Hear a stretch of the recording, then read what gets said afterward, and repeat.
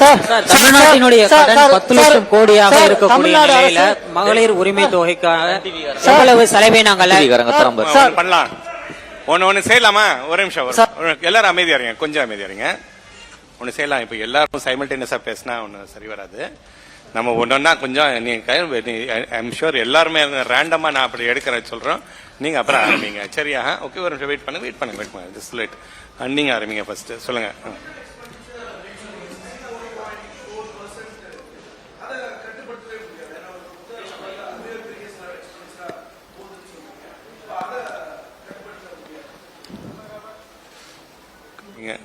நீங்க சொல்றீங்களா? சொல்லுங்க. கமிட்டட் எக்ஸ்பெண்டிச்சர் என்றால் 3 காம்பனன்ட். இது வந்து இன்டர் ஸ்டேட் மற்ற ஸ்டேட்ஸோட கம்பேர் பண்றதுக்காக இந்த டேர்ம் கமிட்டட் எக்ஸ்பெண்டிச்சர்னு வந்து காமனா யூஸ் பண்றது. அதுல வந்து சேர்ற ஐட்டம்ஸ் வந்து நம்பர் 1 இன்ட்ரெஸ்ட் பேமெண்ட்ஸ், வட்டி செலவு. வட்டி செலவு வந்து என்ன ஒன்றும் செய்ய முடியாது, அது ஏற்கனவே கடன் வாங்கினதுக்கு வட்டி கட்டி தான் ஆகணும் நம்ம. ஸோ அதனால அது ஒரு கமிட்டட் எக்ஸ்பெண்டிச்சர். அது தவிர நம்ம ஏற்கனவே கவர்மெண்ட்ல இருக்கிற கவர்மெண்ட் சர்வெண்ட்ஸ் அவங்க எல்லாருக்கும் கொடுக்குற சாலரிஸ் அண்ட் பென்ஷன்ஸ், போத் அவங்களுக்கு சம்பளமும் அதோட பென்ஷன்ஸும் ரெண்டும், அதுவும் இந்த 3 ஐட்டமை சேர்த்து தான் கமிட்டட் எக்ஸ்பெண்டிச்சர் சொல்ல அளிக்கிறாங்க. அது வந்து நம்ம இதுல வந்து 100 ரூபா வருவாய் இருந்ததுன்னா அதுல வந்து 64 ரூபா 64.4 ருபீஸ் வந்து அது வந்து இந்த 3 ஐட்டமுக்கு மட்டுமே அது வந்து செலவாகிறது. அது மட்டும் இல்லாம அது தவிர்த்து சார் சொன்ன மாதிரி மற்ற செலவுகள், மற்ற இன்ஃபிளெக்சிபிள் எக்ஸ்பெண்டிச்சர், கமிட்டட் எக்ஸ்பெண்டிச்சர் ஏன் சொல்றதெல்லாம் ஒவ்வொரு மாநிலத்திலையும் வந்து அந்த மற்ற இந்த லோக்கல் பாடிஸ் கொடுக்கறது ஒவ்வொன்றும் டிஃப்ரெண்டா இருக்கும்.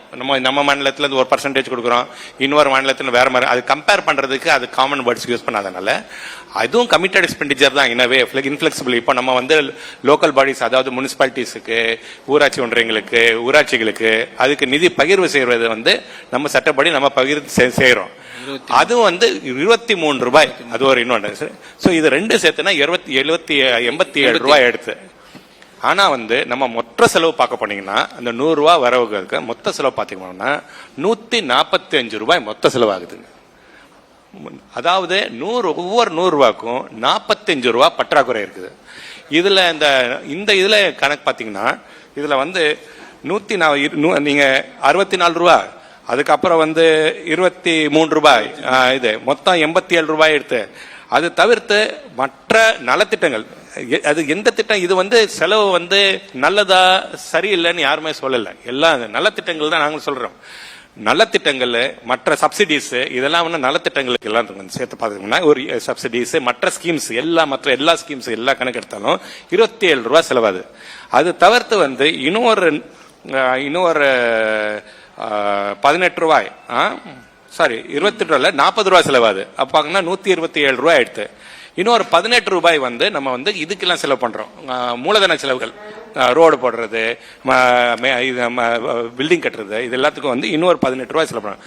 ஆக மொத்தம் 145 ரூபாய். ஸோ ஒரு 100 ரூபாய் வரவுல வந்து நமக்கு வந்து கட்டாயமா செலவு பண்ணக்கூடிய செலவு பார்க்க போனீங்கன்னா 64 ரூபாவும் 23 ரூபாவும் சேர்த்து 87 ரூபாய் கட்டாயமா செலவு பண்ணியே ஆகணும். அது நம்ம அதை கையே வைக்க முடியாத நிலைமை இருக்கு. அது எப்படி சரி கட்டுறது உடனே கேட்குங்களா? அது சரி கட்டுறதுக்கு வழி என்னன்னா, நம்பர் 1 வரவை கூட்டணும், அதிகப்படுத்தணும். வரி நம்ம டிபார்ட்மெண்ட் இது பார்க்க போனா நமக்கு வரதெல்லாம் வந்து கமர்ஷியல் டாக்ஸ், அதாவது வரி வருவாய், நம்ம வரி டிபார்ட்மெண்ட், ஜிஎஸ்டி, அதுக்கப்புறம் வந்து மற்ற பெட்ரோல் டீசல் இருந்து வர டாக்ஸ், வேட்டு, அப்புறம் ஸ்டாம்ப்ஸ் ரெஜிஸ்ட்ரேஷன், அதுக்கப்புறம் வந்து மோட்டார் வெஹிக்கிள் டாக்ஸ், இது எல்லாம் டாக்ஸஸ்ல வந்து நமக்கு வரி வருவாய் வருது. அதுல வந்து அந்த வரி வருவாயை வந்து நம்ம அதிகப்படுத்துறது முக்கியம். அது வந்து அதுல தான் இப்ப நாங்க கம்ப்ளீட்டா போக்கஸ் பண்றதே வந்து அதுல வந்த எஃபிஷியன்சி, கலெக்ஷன் எஃபிஷியன்சியை நாங்க வந்து அது இன்க்ரீஸ் பண்றதுல நடவடிக்கை எடுத்துட்டு வருகிறோம். சார் இந்த கடன் அடுத்தது வரோம், உங்களுக்கு அடுத்தது வரோம். ஃபர்ஸ்ட் இந்த சைடு, அப்புறம் அடுத்தது. ரைட்டா? இந்த அரசு வருவாயை பெருக்கிறதுக்கு என்ன பண்ண போகுது சார்? நீங்க சொல்லுங்க. நீங்க சொல்ற அவர் பேசிட்டோம்.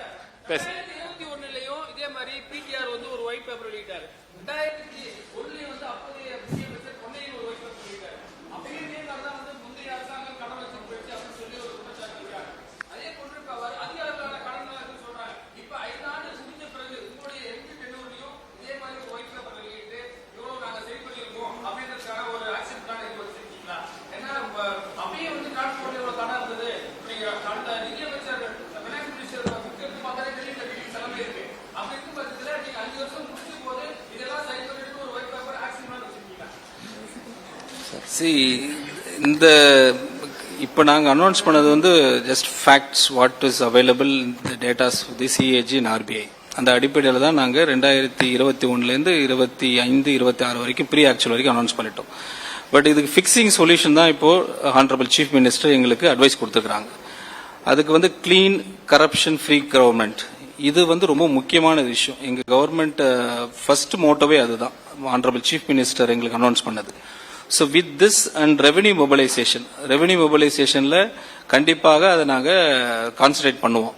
And corruption free expenditure efficiency, அது வந்து நாங்கள் கான்சன்ட்ரேட் பண்ணுறதுனால கண்டிப்பாக பிஎஸ்யூ ரிஃபார்ம்ஸ் பண்ண போகிறோம். எங்களுக்கு கான்ஃபிடென்ட்டாக இருக்குது because the chief minister always says be confident சொல்லுவாங்க. அதனால we are very confident this is going to change as what has happened in the last mandate given by the people of Tamil Nadu. Definitely we feel that there is a huge change going to happen with one word, corruption free government and revenue mobilization இருக்கட்டும் and administrative efficiency. கண்டிப்பா அது நடக்கும். இந்த 10 லட்சம் கோடி ரூபாய் எந்தெந்த நிறுவனங்களிடம் வாங்கப்பட்டிருக்கு, கூடிய வட்டி விகிதம் எவ்வளவு sir? Sir, public sector undertakings. Sir. No, wait. Please wait. Relax. One by one we'll start. Do right, okay? We'll give time. Enough time. We'll spend another 15 minutes. கொஞ்சம் இருங்க. கொஞ்சம் அமைதியா. First அமைதியா இருந்தா தான் we can move forward. Sir, just adding to one question. Wait. Sir, you compared. No, there are others waiting. Please wait. Sir, 10 லட்சம் கோடி ரூபாய் கடன் எந்தெந்த நிறுவனங்களிடமிருந்து வாங்கப்பட்டிருக்கு sir?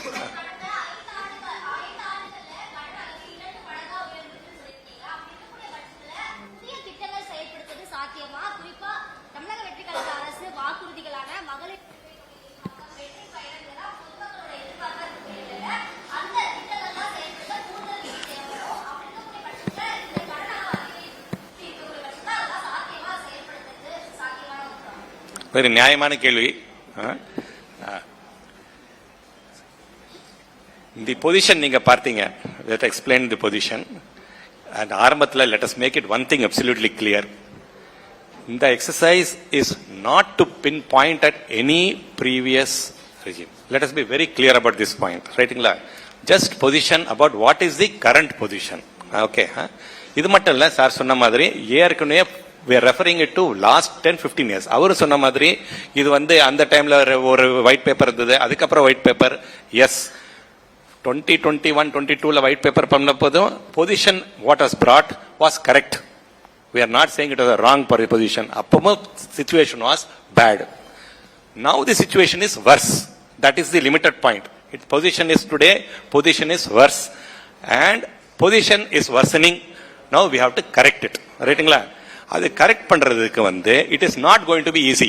Let us be very clear. அதையும் நம்ம ஸ்பெசிஃபிக்கா சார் வந்து பாயிண்ட் அவுட் பண்ணாங்க. It is not going to be easy.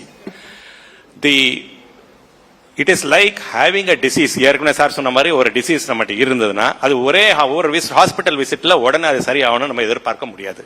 It is going to take time. Revenue நம்ம என்ன பண்ண, ப்ளீஸ் ஆல்சோ நோட் தட் இப்ப லாஸ்ட் 1 monthல வந்து many schemes have been notified also. Many promises are being notified also. Government cannot, no government, irrespective of which government is there, no government can sit quietly and do nothing. Let's be very clear. Every government has to deliver on its promises. We are committed as from finance department, as a finance secretary, my role is to find resources and find ways of meeting the promises made by the government. Irrespective of which government I am the finance secretary, that is our duty to do that. We are working on providing the necessary resources.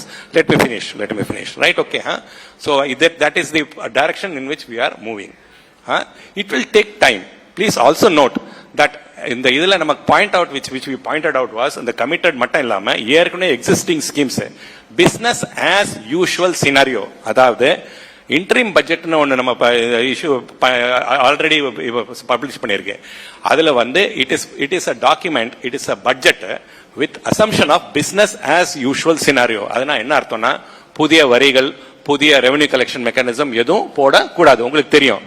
அதே போன்று இருக்கிற திட்டங்கள், இருக்கிற type of செலவுகளை அப்படியே தொடர்ந்து continue பண்ற அசம்ஷன்ல தான் பிசினஸ் ஆஸ் யூஷுவல் சினாரியோலாம் ப்ரிப்பேர் பண்ற பட்ஜெட் தான் வந்து இன்ட்ரீம் பட்ஜெட்.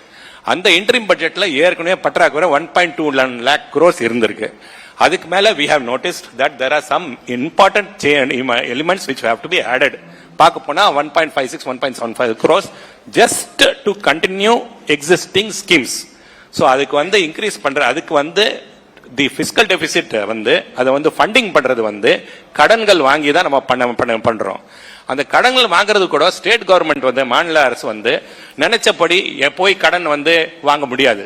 அதுக்கு வந்து உச்சவரம்பு வந்து அரசு அமைப்பு சட்டத்துக்கு கீழ் வந்து உச்சம், அந்த அதுக்கு ஒரு உச்ச வரம்பு வந்து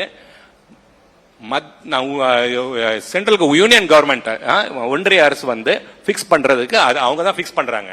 அது படி பார்க்க போனீங்கன்னா அது வந்து 1.14 lakh crores இந்த வருஷத்துக்கு பிக்ஸ் பண்ணிருக்காங்க. சோ அதுல ஏற்கனவே பிஸ்கல் டெபிசிட் 121 இருந்து 1.14 lakhs அது நாங்க ஒயிட் பேப்பர்ல தெளிவா எடுத்து சொல்லியிருக்கோம். அது ஒயிட் பேப்பர் நீங்க பார்க்கும்போது பாருங்க. பட் ஓவரால் உங்க டைம் கன்சிடர் பண்ணி இந்த ஃபிகர்ஸ் ஃபுல்லா நான் சொல்ல முடியாது. அதை நீங்க ஒயிட் பேப்பர் படிக்கும்போது உங்களுக்கு தெரியும். But the limited point is that there is still a deficit for existing schemes alone. The only way we can control this, that good schemes cannot be closed. That also the government வந்து clearly சொன்னாங்க, there's no good schemes cannot be closed. நம்ம வந்து welfare, we are working on the welfare of the people, ரைட்டுங்களா? We cannot close any good schemes just like that. So the only way which we can way forward is to find ways of raising additional resources by reducing the kind of leakages that have happened in many revenues, which is an open secret. It is, I don't have to point out. So that is where we are working on, and we are trying to improve the revenues. Sir கேள்வி minister இருக்கு sir, கேள்வி மினிஸ்டருக்கு sir வரும் minister sir. There are, how long it will take, you are saying? Yes. Sir sir Tamil Nadu காலத்துல இரண்டாவது பெரிய மாநிலம், ஆனா நிதி நெருக்கடி இருக்குதுன்னு எப்படி ஆட்சி காலத்துல எந்த திட்டத்துக்கு தேவையில்லாத ஒரு நிதி? அதுதான் சொல்றேன், எந்த திட்டமோ இப்பதான் நான் உங்கள்கிட்ட சொன்னேன், எந்த திட்டமோ எனி ஸ்கீம், நீங்க பதில் சொல்லுங்க. இல்ல எந்த திட்டத்துக்கு நீங்க என்ன சொல்றீங்க, எந்த திட்டமோ தேவையில்லாம இருக்குது, that is not the point at all. Welfare is Tamil Nadu's எல்லா pride. welfare scheme it's our pride. No. நீங்கள் பதில் இல்ல சார், அது மாதிரி இல்ல. நாங்க சொல்றது வெல்ஃபேர் இஸ் தமிழ்நாடுஸ் பிரைட். அது நாங்க மாற்று கருத்தே கிடையாது. இப்ப என்ன ப்ராப்ளம்னா இன்கம் எங்க ஜென் பண்றது, இன்கம் ஜெனரேட் ரெவென்யூ கிரியேட் பண்ணாம when you announce a scheme that is difficult தான் சொல்றாங்க. But we are not saying that welfare schemes is no good ன்னு சொல்லவே இல்ல. We welcome that. That is what our one of the system வந்துட்டு இப்ப public இருக்க ஒரே schemes சொல்லிருக்கீங்க. one of the சரிங்க சார், ப்ளீஸ் வெயிட். கடந்த அரசு விளம்பரத்துக்கு எவ்வளவு செலவு செஞ்சிருக்கு சார் சொல்ல முடியுமா? சரி, கொஞ்சம் இப்ப வரி வருவாயை உயர்த்த வாய்ப்பு இருக்கா? பால் ஒரு நிமிஷம் அவர் கொடுத்தா அப்புறம் அங்க சரிங்க ப்ளீஸ் சார், உங்க பார்வை நேராவே இருக்குல்ல சார், நேராவும் பாருங்க சார். அது வந்து ஃபிகர், அது வந்து facts. we are just revealing facts.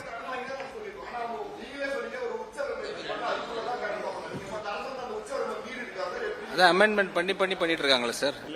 அது அந்த உச்சவரை நீங்க சொல்ற வந்து ஆக்ட் படி, அதாவது 2 டைப் ஆஃப் உச்சவரம்பு இருக்குங்க. ஒன்னு வந்து உச்சவரம்பு வந்து ஆக்ட்ல பிஸ்கல் FRBM ஆக்ட், அதாவது fiscal responsibility management, FRB budget management act. அந்த ஆக்ட்ல வந்து நமக்கு வந்து பிஸ்கல் டெபிசிட் 3% மேல இருக்கக்கூடாதுன்னு நம்மளோட கதை. அதுதான் ஐடியல். 3% மேல ஏறுறது இட் இஸ் நாட் குட். அது அன்பார்ச்சுனேட்லி அது 3% மேல not now for quite some time இருந்துட்டு வருது. There's no, as I said, there's nothing to blame anybody. இருந்துட்டு வருது, ரைட்டுங்களா? கவர்மெண்ட் ஆஃப் இந்தியா பர்மிஷன் வாங்கி தான் every borrowing can be done. So government permission இல்லாம எந்த பாரோயிங்கும் செய்யப்படவும் இல்லை, செய்யப்படவும் முடியாது. சோ அந்த உச்சவரம்புக்கு உள்ளதான் இருக்குது. No denial about that fact also. But the fact remains that the loan levels are very high for us. And that is all that has been pointed out. It is not to say that it has crossed the lower level beyond what Government of India has allowed.